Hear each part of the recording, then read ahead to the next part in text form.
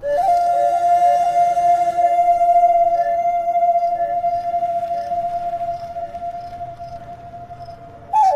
back to Hampi guys. In the first part of this blog, we explored the massive royal enclosure. We saw the king's audience hall, the giant stone throw where the royal elephants grabbed a snack, and the luxurious elephant stables. If you missed that, go watch it now because it states the scale of where we are. But today we are stepping into something even more intimate and artistic. We are at the Hazara Rama Temple.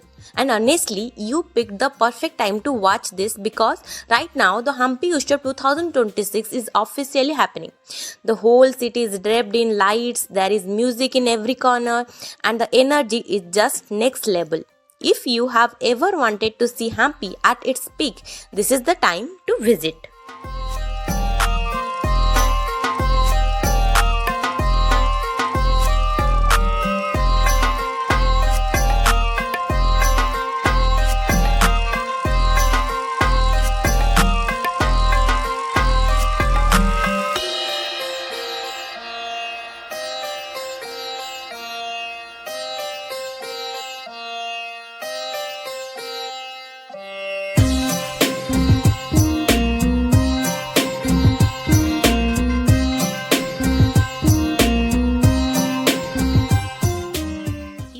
Closely at the carvings on these pillars, you will see Baraha, the boar, and the goddess Lakshmi.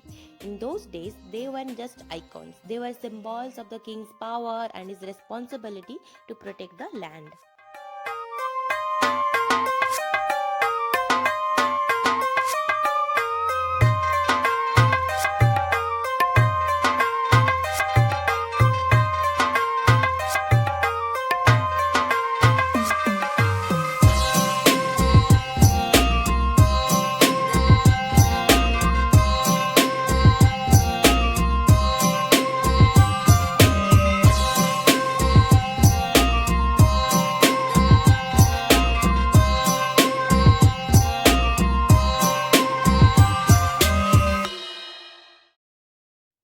Now we are stepping into what I call the room of Ramayana. While the outer walls showed the king's power, the elephants and the traders, these inner walls are purely for the soul. This is where the story gets serious. You are looking at hundreds of stone panels that tell the entire Ramayana in chronological order. It's not just random carvings, it's perfectly scripted narrative. You see Ram's childhood, his education, and the moment he breaks the mighty bow to marry Sita. This is the drama phase, the exile to the forest, the appearance of the golden deer, and the moment Ravana kidnaps Sita. This is the action finale, the building of the bridge to Lanka, and the epic battle where Rama finally defeats the 10-headed demon king.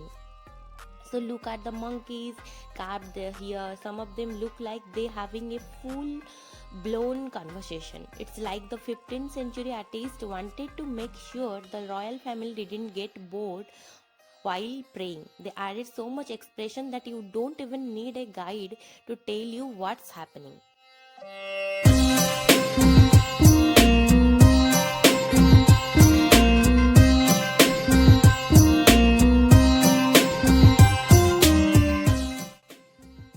The most human connection.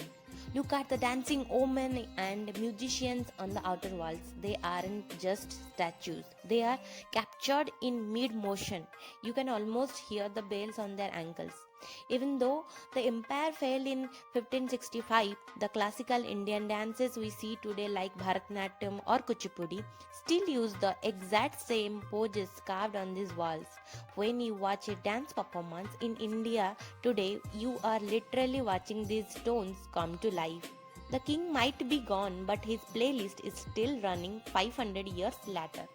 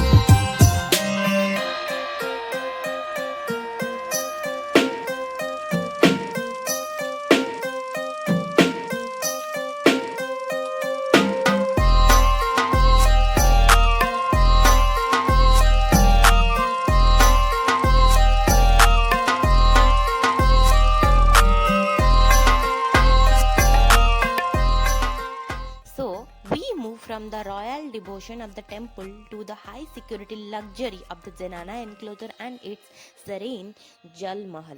The Zenana Enclosure, this was the heavily fortified women's quarter of the empire. It's a vast walled sanctuary designed for the privacy and security of the royal ladies. The massive walls were originally guarded by a non-soldier and only the king was permitted entry.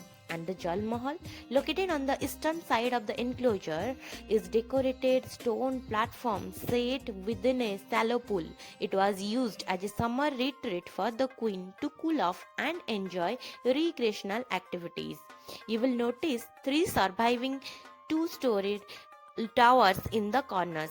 From the top, the royal ladies could watch festivals and processions outside without being seen by the public.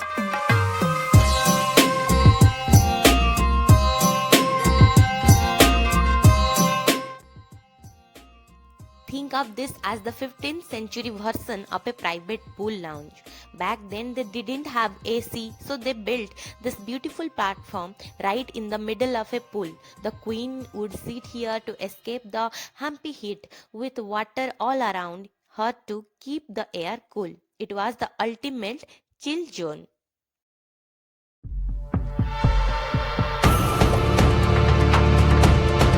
We are at the Hathi stables, and let me tell you, these are the most luxurious garages you will ever see. This building has 11 massive chambers. Why? Because in the 15th century, elephants were the supercars of the Vijayanagar Empire. They were the tanks in war and the ultimate status symbol in peace.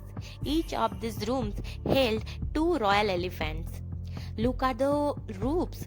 Every dome is different. Some are round, some are ribbed, some look like temple tops. It's a mixture of Hindu and Islamic styles, which shows how modern and open-minded the architects were back then. Before we leave the royal area, we have to stop at the Madhavan Temple, also known as Ranga Temple. While Hazara Ram was the storyteller, this place was all about scale. This temple is famous for its massive Madhavan Vishnu carvings. If you look at the pillars here, they are huge. It gives you a sense of how the kings wanted their gods to look larger than life and incredibly powerful.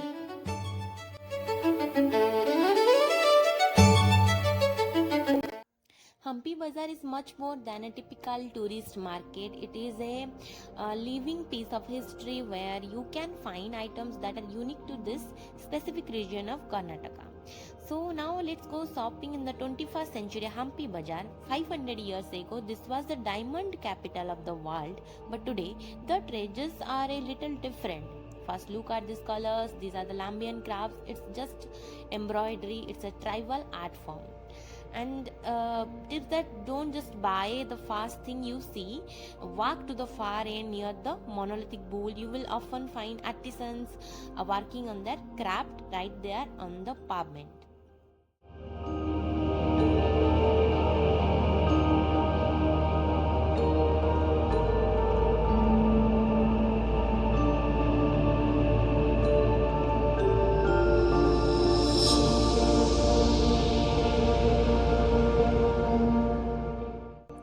Can you hear the sound of heavy breathing and footsteps on stone? Okay, it's 5 a.m. and I'm currently climbing about 600 stone steps. My legs are burning, but they say if you haven't seen the sunrise from Matang Hill, you haven't actually seen Hampi. Let's see if the view is worth the hike.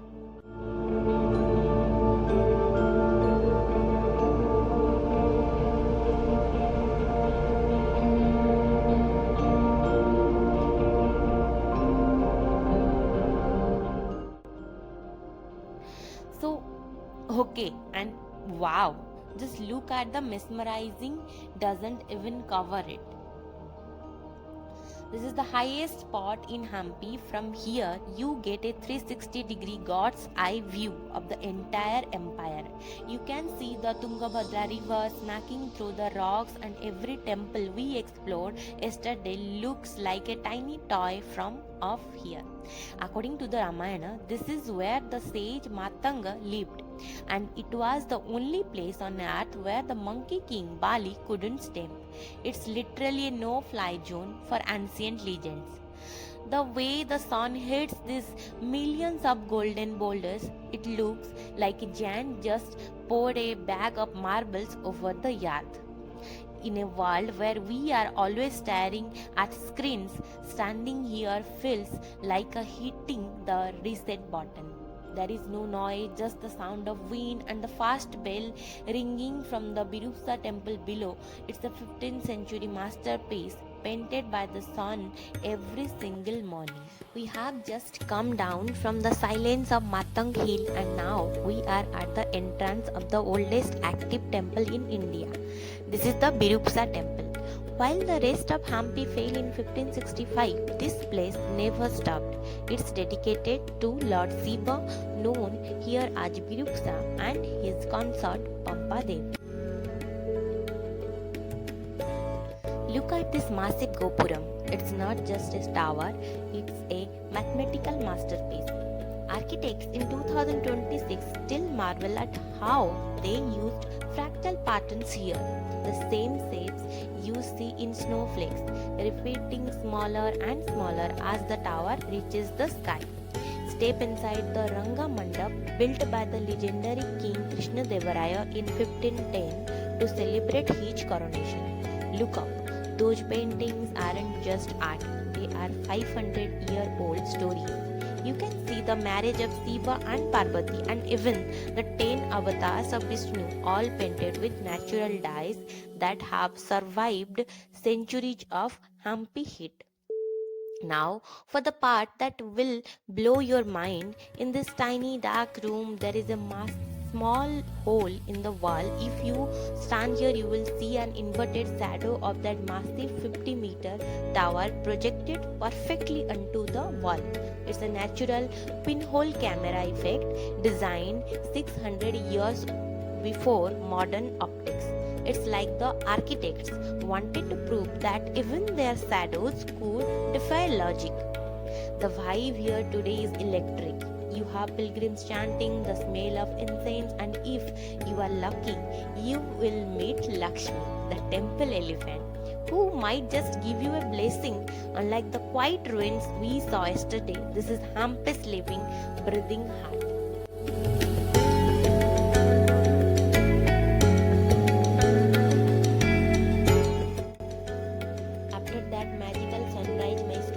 Definitely calling for some fuel. I found this incredibly little spot. What makes it special isn't just the food, it's the people. This place is entirely managed and run by women. Watching these ladies work together, laughing and serving piping hot meals to everyone really warmed my heart. I went for the classic idli and vada combo.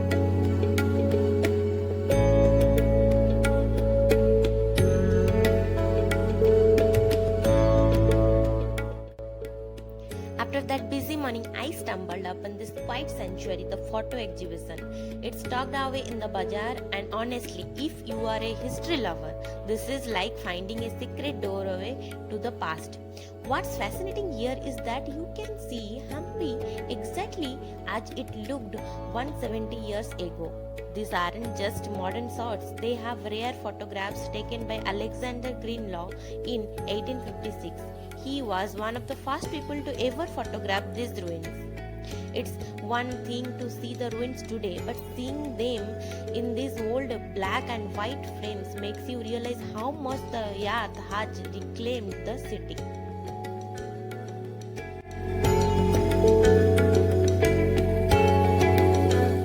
As you walk to the very end of the Hampi Bazaar, you are greeted by this massive protector. This is the monolithic bull, or as locals call it, Yeduru Vasavana. Carved out of a single giant boulder in the 15th century, this Nandi is a huge, over 15 feet tall.